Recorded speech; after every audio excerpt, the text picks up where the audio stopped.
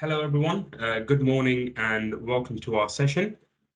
Today, we are going to be talking about achieving the net zero building targets and how to secure the social housing and public sector decarbonisation fund. Firstly, I would like to thank you all for attending, and this is a great opportunity for you all to hear from the experts at RYBKA and GEP Environmental Consultants, both of whom are on our energy efficiency consultancy framework, talking about the funds that are available by the government regarding the social housing and public sector decarbonisation scheme. So here is our agenda for today, and just as a quick round of introduction, my name is Boby Singh, and I am the Client Support Manager for London and the first point of contact for all of our clients in London.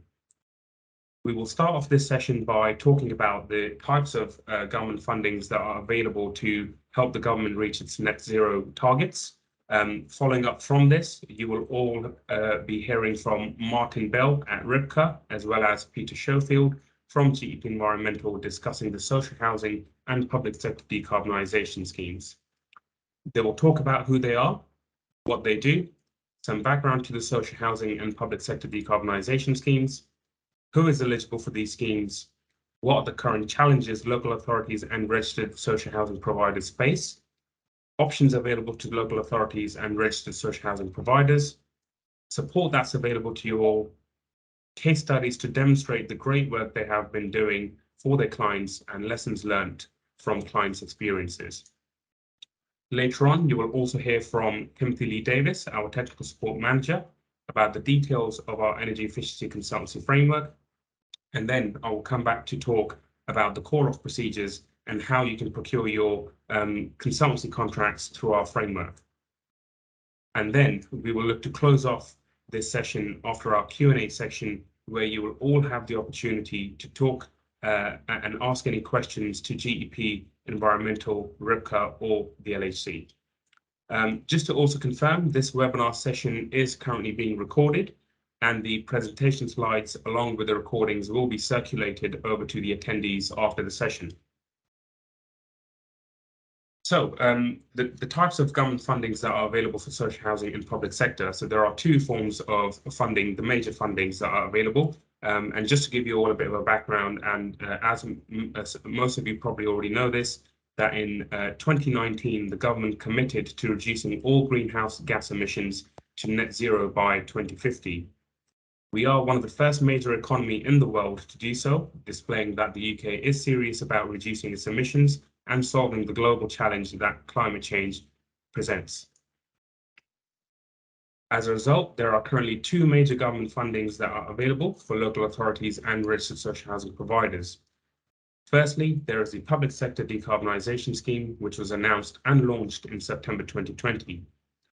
This scheme is to contribute towards the net zero goals by reducing emissions from the non-domestic properties within the public sector. Currently, the phase 3 of the PSDS is set to provide £1.4 billion worth of grant funding over the financial years 20 to 23, all the way through to 24-25. It supports the aim of reducing emissions from public sector buildings by 75% by the end of 2037, compared to a 2017 baseline. There will be multiple application windows for phase 3 of this scheme. The first phase 3 application window of phase 3A is now closed, and the guidance for the next application window, also known as phase 3B, will be published this month, with the application windows planned to be open in September this year as well.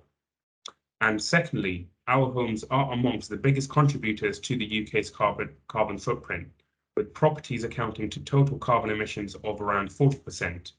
And as a result, this has prompted the UK government to set up the social housing funding, Social Housing Decarbonisation Fund. The aim of this Social Housing Decarbonisation Fund is to retrofit the existing social housing stock across the UK to be more energy efficient and improve their energy performance ratings, also known as the EPC ratings.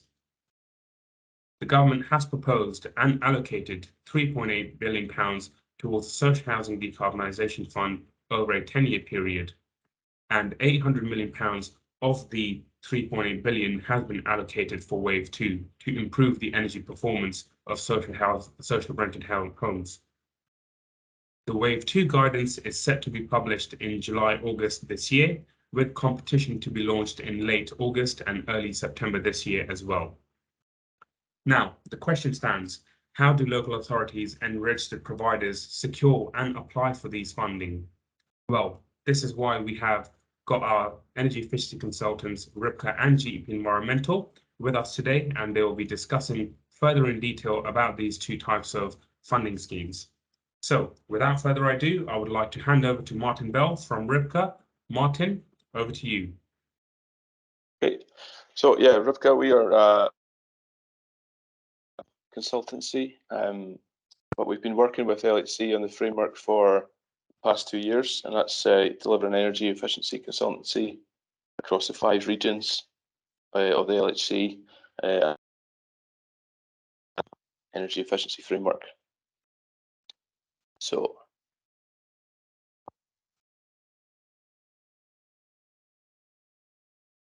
just a page here. So yeah, just what we do and what we're all about. So primarily we're a mechanical and electrical engineering consultancy firm, so that's building services, and then also moving into the other suite of services that we offer. Part of this framework, worth noting that we, as a consortium, we can offer architectural services and QS surveying services, but primarily building services and a site are the building physics. So that's a large part of this framework, and offering that physics consultancy, so reviewing energy and operational energy carbon savings options, and then going on to the wider sustainability side, so well building, BREEAM, these types of consultancies. Full service there. So just to, as you know, there's a strong net zero carbon agenda, and that's accelerating.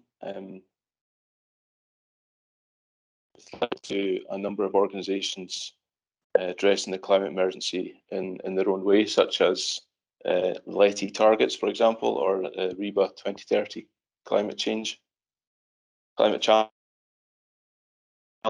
sort of national strategies. So, for example, in Scotland, you have the net zero public sector building strategy, and then going on beyond that, local authorities. So each local authority has their own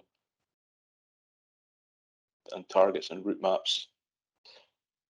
So in conjunction with this, then the funding opportunities have been around for a while. So going back at renewable heat incentive, for example, feed into more recently the Green Homes Fund, from under the local authority delivery scheme, and then this is where the social housing decarbonisation fund fits in well with that context. An increasing need to consider the existing building stock and apply retrofit techniques to cut carbon emissions of buildings across all portfolios. And the starting point of that, looking at the conditions of building fabric and systems and identifying how they can be improved to cut energy consumption and carbon emissions.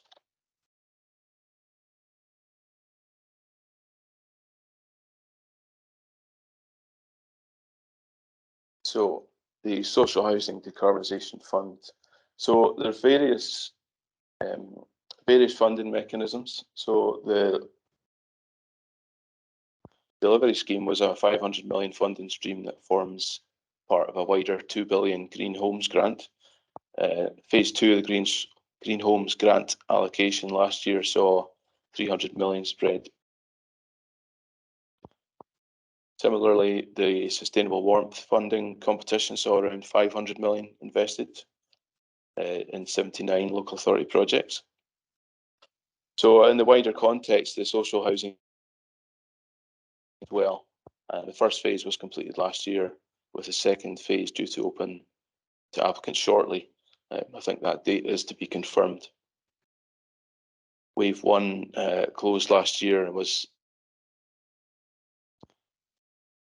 funding in the first year. Wave 2, which is due to commence imminently, is an 800 million target over 3 years, and that's part of a wider 10-year programme. Is to facilitate energy and carbon savings, carbon emission reductions across social housing stock. However, the benefits of those improvements will also go on to tackle fuel poverty and of the building stocks. So coming through that, these holistic approach to the improvements in fabric performance.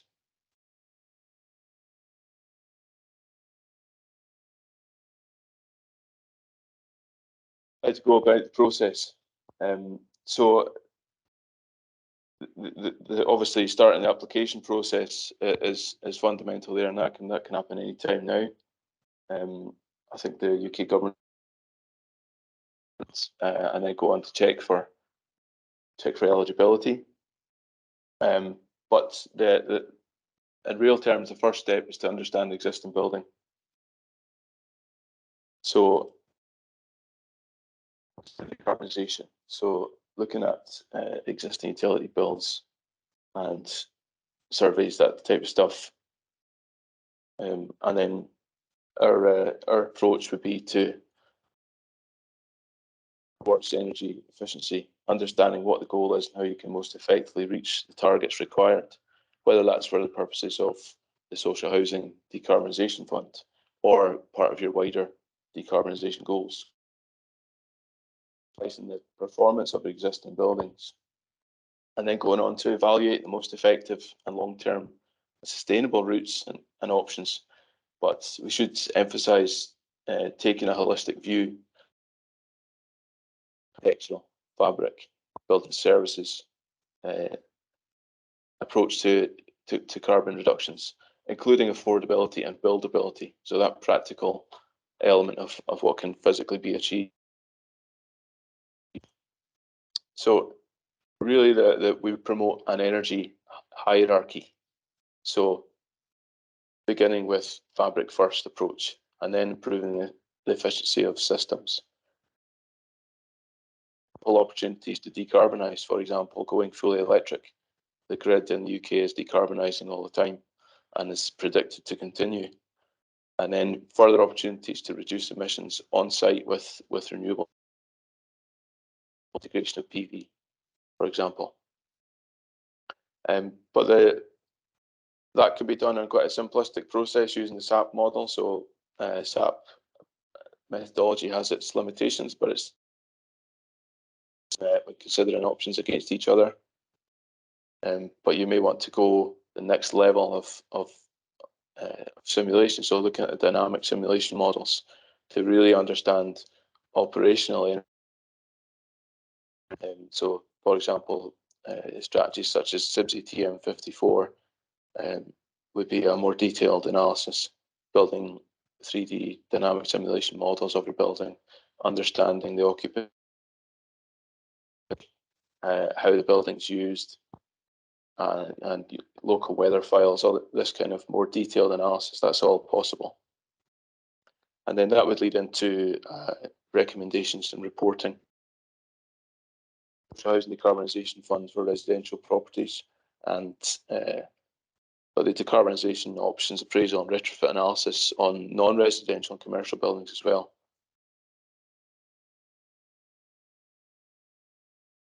So just moving on. So just to give you a snapshot of some of those more detailed analysis that we are able to offer. So the SIBSI TM54 I mentioned, it's quite a detailed analysis to work out energy consumption of each system within the building. Takes into account external factors, solar gain, weather files, and the building occupancy, when people are in the building, what equipment's in the building, kitchens, plug loads, all these things come into that analysis.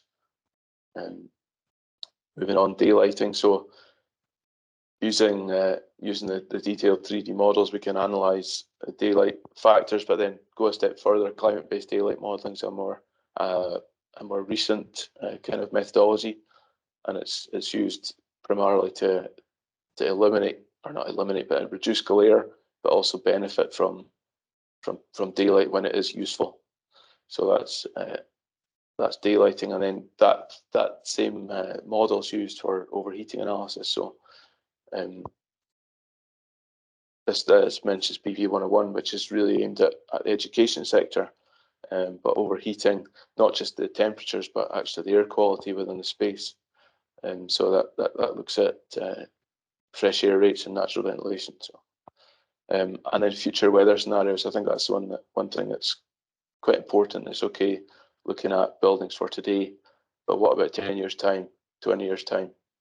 How are those buildings going to stack up in terms of overheating and internal environment? So just to give you some examples, then that's a kind of snapshot of what we can offer. But I thought we'd give you some examples of what we've done with LHC in the past couple of years. So small scale to start with, tiny housing. So we do the stock condition analysis on the house and an energy analysis, when that feeds into a set of recommendations for a sort of 10-year rolling project or rolling program. In Scotland, we have working with Perth and Kinross Council. We have gone through an EnerFit process to design the improvements to a series of existing tower blocks that were built in the 1980s. So that's an in-depth SAP analysis methodology, and working closely with an architect in our consortium to develop the details for the EnerFit proposal. And then with North West Leicestershire District Council, through the Green Homes Grant. So I think these numbers are a little out of date, but yeah, we've gone through the surveys of existing stock, provided all the recommendations that were affordable, that were buildable, going back to some of the headings from earlier. And then another contractor on the framework has done the installation of all the works, and then we followed up with the follow-up EPC rating, bringing those properties up to EPC rating of A. And not in the framework, but looking at some of the other sectors we work in. So the school sector is quite an interesting one. It's just to show the graphic on the right can show where we have been in terms of typical and good practice design, but actually these targets such as the Scottish Futures Trust, the LEAP targets in Scotland, or the RYBKA sustainable outcomes, pushing the operational energy targets lower and lower. And what we found is actually, even right down to contractors, they've decided they're going to procure these buildings on a passive house strategy, to take the risk away from the funding gaps if they don't meet the targets. So that's been an interesting development as passive house becoming more prevalent, and part of the driver behind that is the quality of the construction. So yeah, just to take that one step further, just to show one example of how we might try to influence the design. So this is one of our 3D models of a school, and on the right hand side you'll see us trialing various elevation approaches to try and benefit the daylight within the space, so minimize glare and limit overheating. So working with the rest of the design team to come up with strategies for solar shading. So the point of that really is just to show that the breadth of services that we can offer, and all of that available through the N8 framework with LHC. So that's me come to the end of my section. I'm going to hand over to Peter Schofield now, so I'll just stop sharing. Okay, good morning everyone. Thank you for joining us on the presentation this morning. So I'm going to talk about the public sector decarb scheme. So my name is Peter Schofield. I'm one of the directors at GEP Environmental, and principal environmental consultant in the business. So supporting a lot of our clients with the public sector decarb scheme. So just a little bit about GEP, just to kind of provide a bit of context, I think, to really why we're here talking about the public sector decarb scheme. We're essentially an environmental and energy consultancy, supporting on climate, carbon and sustainability and training services to the public sector all across the UK. We've got really extensive experience working with the public sector on net zero carbon strategies as a whole, but specifically to this around developing heat decarbonisation plans via the Low Carbon Skills Fund, and also then supporting with project identification, development and implementation via the public sector decarbonisation scheme. So of course, we've been appointed via the LHC Energy Efficiency Consultancy, the NHC framework, to support specifically with these type of projects. So really that's kind of why we're here, is just to kind of go through an overview of those two schemes and what support can be provided via the framework for those. So just a bit of context on sort of the role that we play with both the funding options. So we work in two sort of formats. We work client side to support you as public sector body organisations to apply for funding. So we actually help directly with the application process to help to put those in for both Low Carbon Skills Fund and Public Sector Decarb Scheme. So we help to kind of do that, but then we also then help with the delivery of that, both project work. So developing heat decarbonisation plans and helping with the sort of implementation of projects that have been funded by the capital funding, the PSDS. The other side of the role that we play, which I think is particularly pertinent to this and really I hope that kind of validates the advice that we're providing around PSDS and Low Carbon Skills Fund, is we work with SALEX to provide technical due diligence on the grant applications for phase 3. So for phase 3A last year, we completed over 40 grant application due diligence reviews. And really that's to make sure that the applications that are being put forward are funding good projects that are delivering genuine carbon reduction through their implementation, really focusing on the heat decarb, and that there is enough detail and information there to ensure that the grant funding that's being applied is going towards good projects that are going to go and deliver the anticipated savings potential. So we've worked client side to support with multiple applications across the NHS, working with councils, universities, etc., into both the Skills Fund and PSDS. So I think being able to work both sides, working as that technical advisory, but also supporting with the project identification and delivery, gives us a really good view in terms of what should be done to support a good application into the scheme. So before we jump into sort of some of that advice, I'd just like to give a bit of an overview of the different funding options that are available, outline some of the key criteria, and importantly, really the timelines and milestones for which this webinar is particularly pertinent, given phase 3B. So just to start with the Low Carbon Skills Fund, I'm sure that many of you on the call and actually recognise some of the names have applied into the Low Carbon Skills Fund for support to develop a heat decarbonisation plan. And there's designed to be a bit of an association between the Skills Fund and the Public Sector Decarb Scheme.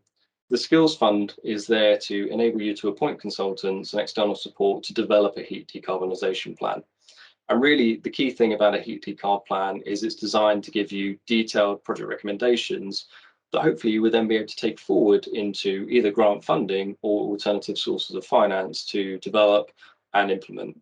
So it's really designed with that sort of goal and outcome in mind, but also to help to support your organisation to look at net zero carbon. And you might have sort of net zero carbon targets of 2030 for sort of direct operations or other dates. And this is really to give you some more information to be able to look at actually how do we start working towards these targets? What does it actually mean in terms of these buildings? What are the options available, and what are the cost profiles and carbon saving productions for these different types of projects? So it's designed to give you some very tangible outputs around what you can do as an organisation to decarbonise your buildings. So it's about being able to think more strategically and, importantly, be better prepared for future decarb opportunities, whether that be the public sector decarb scheme or looking at other internal finance opportunities. So there's been 3 iterations of the Low Carbon Skills Fund. Phase 3 was allocated 14 million. The application opened and closed last month in June. And I think really the key thing to outline in terms of the level of interest in the Low Carbon Skills Fund is that within about an hour and a half of opening, there were in receipt of about £57 million worth of applications. So I think that really demonstrates that there is a lot of value in actually going through a heat decarb plan in order to be able to be ready for actually those bigger pots of monies around the capital grant sort of process. So the key criteria around the HDPs for Solix is that they've got to be delivered by March 2023 if they're being sort of funding through that route.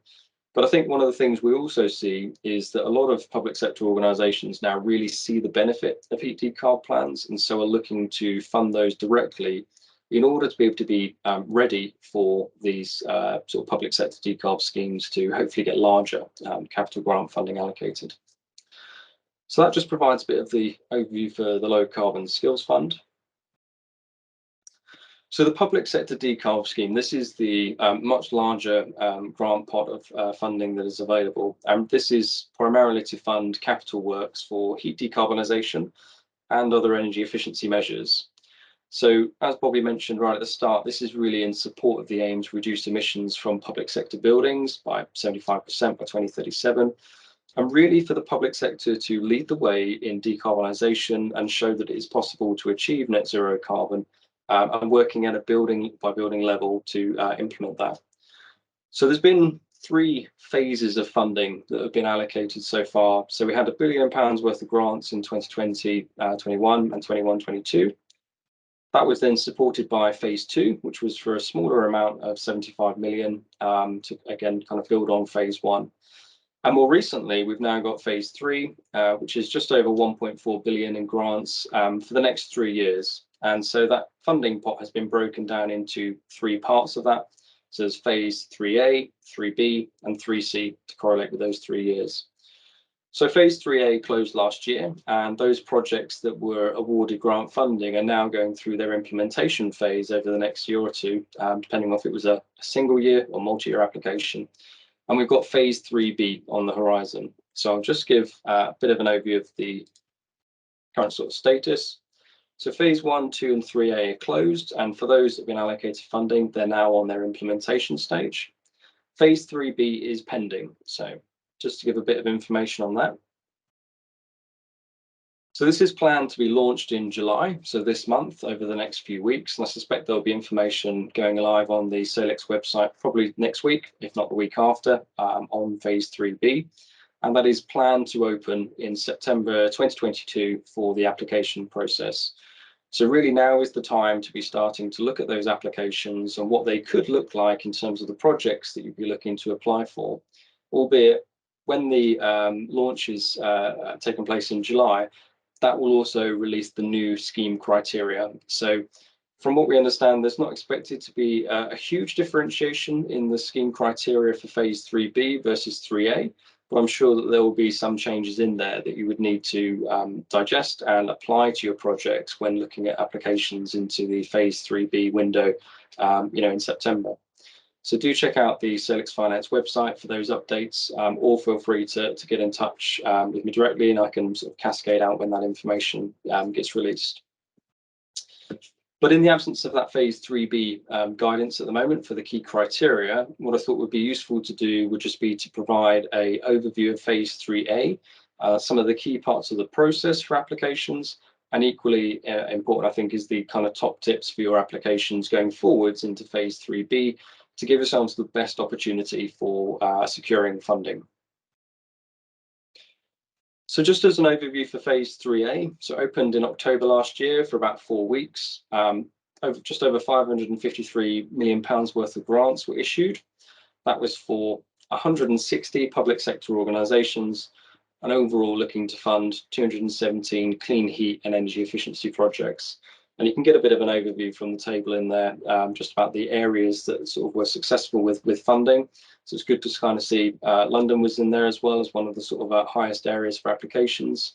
So I think that's a good indication of what could be achieved for phase 3B.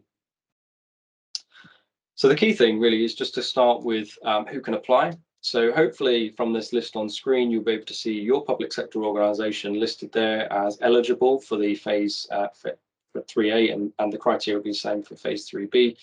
But essentially, central government departments, emergency services, further and higher education, local authorities, schools within the state education system, nursery schools maintained by a local authority, NHS trusts, and foundation trusts. So those criteria are expected to be the same for phase 3B and in fact for the whole of phase 3. So hopefully you can see yourselves up there as eligible firstly for the scheme. The second part of eligibility then really comes down to the type of technologies.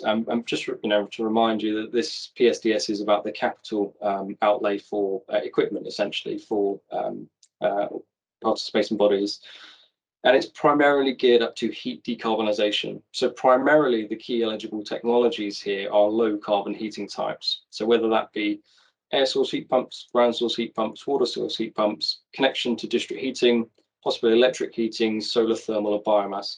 Primarily, this is what the funding is geared up to. But the really key part of the whole scheme, and I think this is a really important part of your application process, is this is designed around a whole building approach.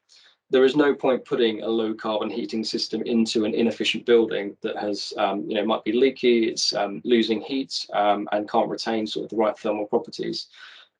So this is really about designing a better building overall and taking that whole building approach to look at decarbonisation across all technologies and the interaction between these different technologies. So that's a really key thing. Primarily it's the low carbon heating, but that could be supported by other projects. And this isn't a exhaustive list. There's a variety of others available on the Salix website for the technologies list. But BEM systems, different types of cooling, energy from waste, of course, things around sort of heating, so whether that's heat recovery, controls, thermal stores, and importantly, really about the kind of the building fabric itself. So those insulation properties, whether that's wall, loft, roof, pipework, glazing, to make sure that there is a more thermally efficient building overall that is then powered by a low carbon heating source. So that is the kind of the key crux of this around eligible technologies. But the overriding part to this is that it needs to meet the scheme criteria. So the scheme criteria for 3A, and of which the new scheme criteria for 3B will be released on the Salix website over the next few weeks, is that primarily this must be for a fossil fueled heating system that is coming to end of life. So this is really looking at those buildings where that system is coming to the end of its life and not about replacing boilers that might only be a few years old. It's important to sort of outline that it's got to include a measure about the decarbonisation of that heating, and it's focusing on a low carbon heating solution alongside the other energy efficiency measures that can go alongside that and other enabling works to really target that whole building approach to decarbonisation. There is an overriding criteria, I guess, in terms of the carbon cost threshold. So this is the amount of funding that can be allocated to save a single tonne of carbon dioxide equivalent over the lifetime of that project.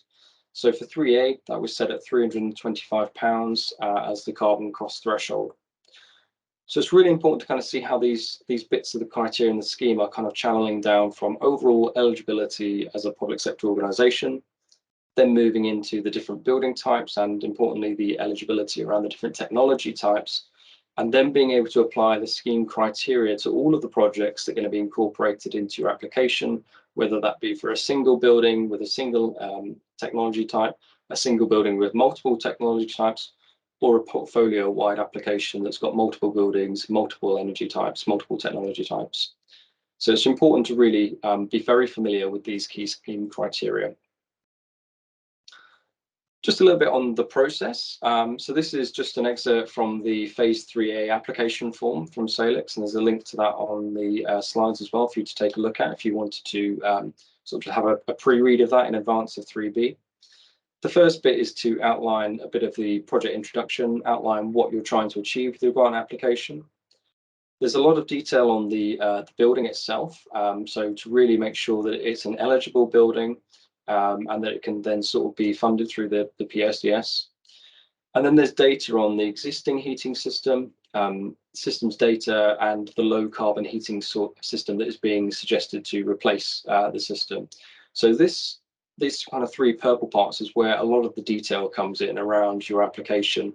And when you start actually looking through the application form, I'm sure you'll see there's quite a lot of sort of outline design information that needs to be provided, and a lot of kind of sequencing of projects to really make sure that if you've got all of these eligible technologies, in what order do they need to be done in order to decarbonise the building, over what period of time do they need to be sequenced, and really to look at making sure that kind of the heat loss calculations follow through from, you know, maybe starting with building fabric improvements, maybe looking at glazing before then moving to a low carbon heating system, to make sure that the sort of low carbon heating system has been sized appropriately for what the building will be, as opposed to what it currently is.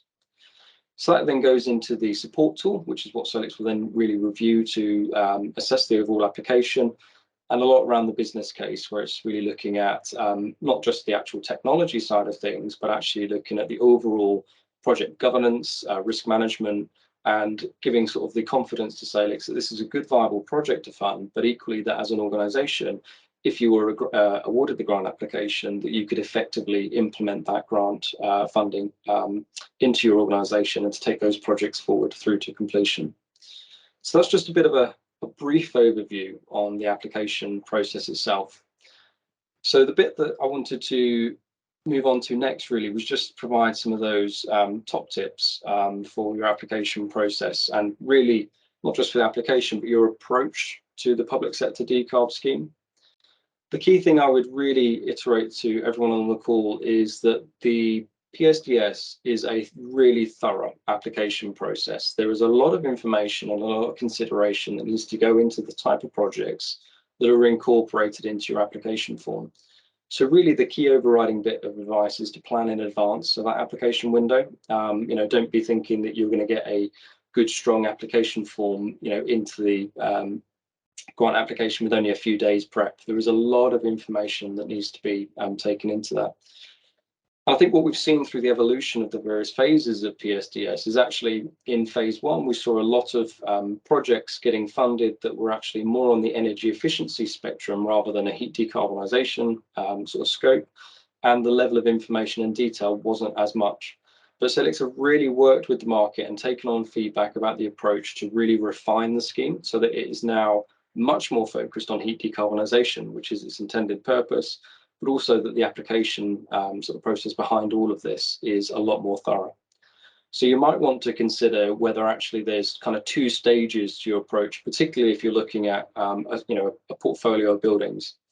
The first might be to kind of just scope those buildings initially to find out, are there any reasonably viable projects across these?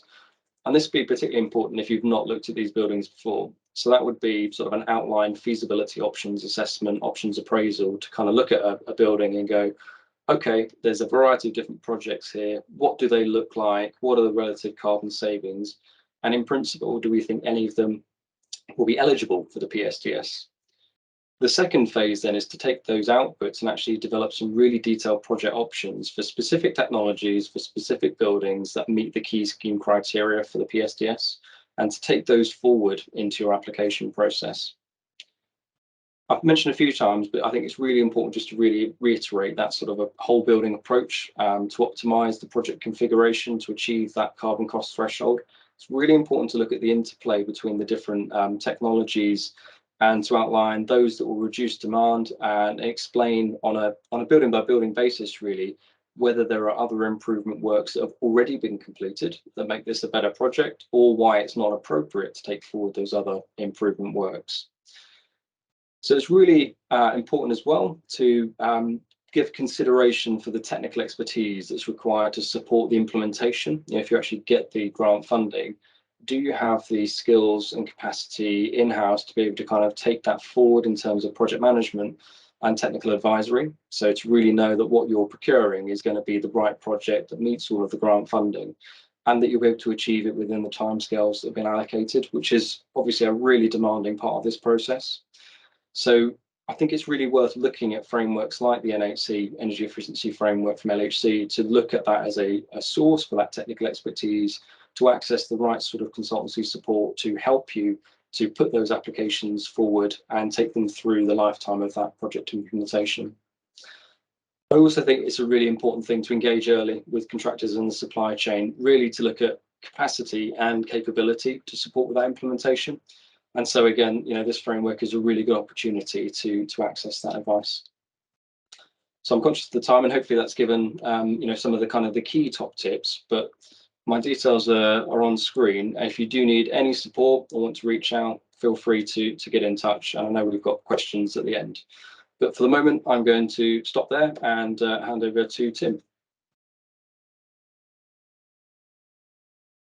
Thank you very much, Peter, and also to Martin for your presentation. So I'm Tim Lee Davis. I'm the Technical Support Manager for London and South East here at LHC. So I'm just going to now take you through, it was lovely segued in there by Peter talking about how you can access these wonderful works that we've highlighted from two of our consultants through our NHC framework. So I'm just going to spend a few moments going through that for us and explaining what you can do, and then Bobby's going to take us through how we can access it. So we have our NHC framework, which as it says there on the screen, that we have this works coincide and complements perfectly our N8 framework, where we cover different types of energy and efficiency measures. But with the consultancy, what we asked for the appointed contractors or appointed consultants to be able to provide consultancy services, it says there, for these 21 energy efficiency measures on the previous framework. So this was a basis, including some of the wonderful extra works that they've been able to showcase. So you're able to see the full framework on the website, but to give you an idea of some of those measures that would be covered, they would cover all different types of insulation, heating, controls and systems that would need to be in place. And it wouldn't be limited to just these measures, as they've mentioned, and we'll go on to see some of the other works that they're able and capable to carry out. So when it came to getting a place on the framework, we had our own evaluations that were carried out, and we had the weighting that you can see on the screen of 60 for quality, 60% quality, 40% price. Now, you might ask how we broke that down. Well, within the quality, we asked them to provide for us project case studies. We asked them to display their capability and framework to be able to manage projects and the framework, their project resources, the regional capability to be able to service London and the South East as a whole region, their CDM contract, construction design management compliance, and also a social value percentage was put in, which we know is very important to us here at the LHC and in turn our clients. Within the 40% of price, we broke down the schedule of rates. So we asked them, this would be to break down on whether it be a scenario or simply breaking down how much they would charge for things like audits, EPCs, clerk of work fees, and daily and hourly consultancy fees, as well as project management fees, and also any regional uplifts that they would want to apply across different areas. The framework is live and expires, as it says there on the screen, on the 31st of May 2024. As long as you register and have the contract in place before the end of expiry, you are able to still procure through the framework. So what are some of the core consultancy services that are offered, as well as those that have been highlighted so far in our presentation? We've broken them down there on the screen, as we can see. Building energy management. So these consultants are able to help build your policy and strategy and develop these to carry out energy surveys and audits, monitor and target, independent reports on metering arrangements, charter surveyor reports, BREEAM assessments, and as we said, they've got expertise in looking into and preparing, applying for, gaining funding and finance. Further to that, you can access for the required energy certificates that we know are required, whether it be the DEC, AR, EPCs for domestic and non-domestic. They can also provide project management support, as we said, project managers through to clerk of works, health and safety, principal design duties, and health and safety advisors. And then for the asset management, which we know is so vital amongst our clients, to really build these stock condition surveys and reports, product specification, and even look into the procurement funding, like we say, and act as the quantity surveyors to give you some form of control over costing, which we know is so pertinent at the moment with the climate that we're in. So it's really key to be able to access this wonderful knowledge that they have within the industry and their expertise. There are 4 different contractors that you're able to access on our framework. So we've heard today from Peter at GEP and also Martin at RYBKA, but we also have Curry and Brown and Dries and Summer who you're able to access through our framework. So how are we able to procure and call off once we decide to use the framework? Well, I'm going to pass over to my colleague Boby Singh, who's our client support manager for London, and he's going to talk us through that. Call-off procedures and procurement. So firstly, all of our frameworks are ODU compliant, including the Energy Efficiency Consultancy Framework, and the contract notices have been published in the public domain, so you can have a look at those if you like. So in terms of the user eligibility, it is available to all public sector bodies and can be used for building types such as domestic dwellings. This includes the tenanted and leasehold residential properties, whether it's low-rise, medium-rise, or tower blocks, managed leasehold properties, sheltered housing, care homes and supported housing, as well as non-housing building types as well. So that includes schools, university, colleges, student accommodations, healthcare buildings, blue light organisations, prisons, central government organisations as well. So building types for MOD, leisure facilities, public offices, multi-use buildings, and any other public buildings as well. In terms of the call-off process, so it all starts off by you as a client completing a project registration form. It is a Word document, and all we're looking for is high-level information about the project, including the timelines, the budget value, and form of contract. So once you've sent us the form back, we will then register the project on our system and generate a unique LAC reference number, which will make the works compliant moving forward. And we would also expect the client to indicate whether it's going to be a mini competition or a direct award that you wish to proceed with through the framework. We as LHC will then run an expression of interest process, which should take no more than 5 working days. And this is when we ask all the companies on the framework to express their interest. And following the 5 working days, we will then come back to you, the client, with the results of the EOI, as well as their contact details, so that you can then start inviting them to tender via your own e-tendering portal. And that's something you will then be going ahead and running a mini competition via your own tender documents, as well as the contract of your own choice.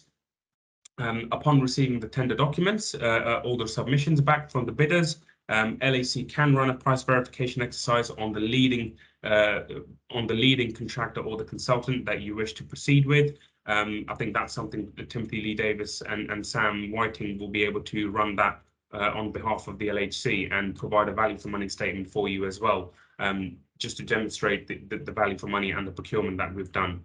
After that, if you are happy to continue with the contract with the consultant of your choice, you as a client will then make an award, and that's pretty much it, really. And that's it.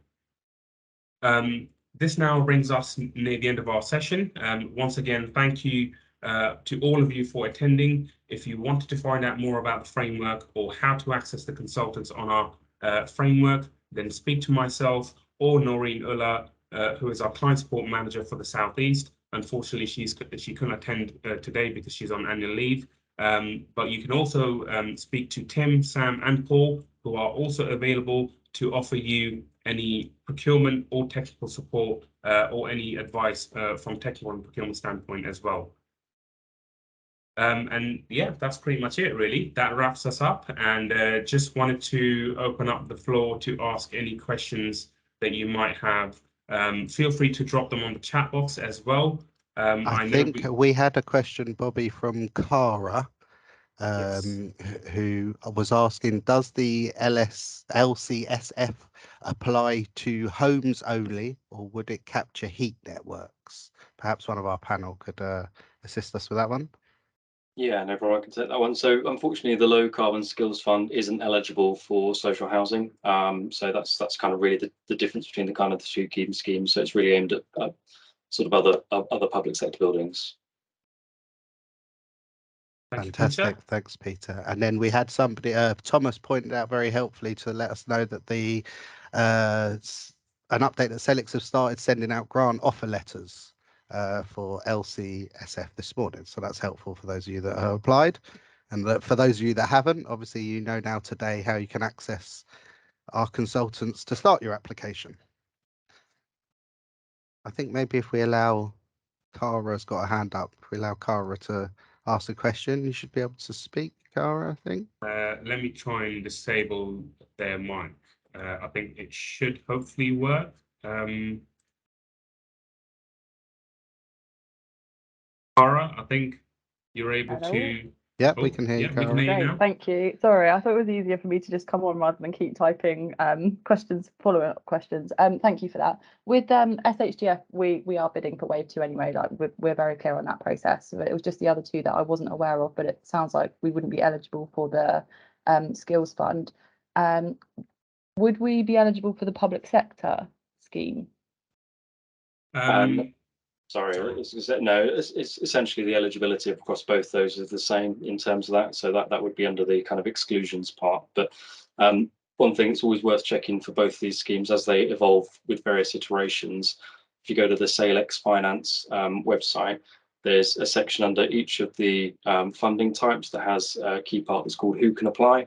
And with there, it just makes quite clear the those that can and unfortunately the exclusions. But again, just sort of gives quite a bit of detail on that. So always worth checking as the scheme evolves.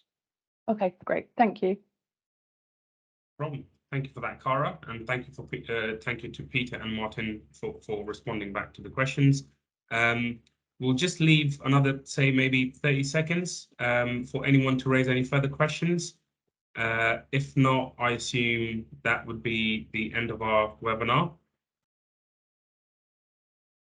Just leave a couple of seconds.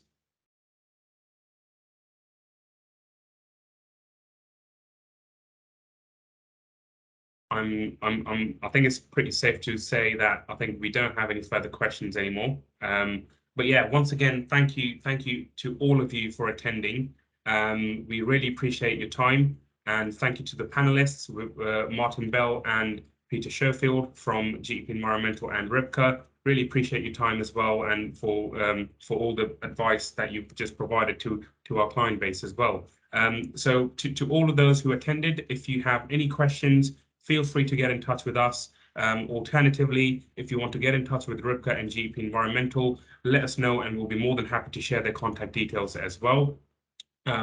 And yeah, that's it really. Other than that, I hope you all enjoyed the session, and please drink plenty of water to keep yourself hydrated. And we'll speak soon. Thank you everyone.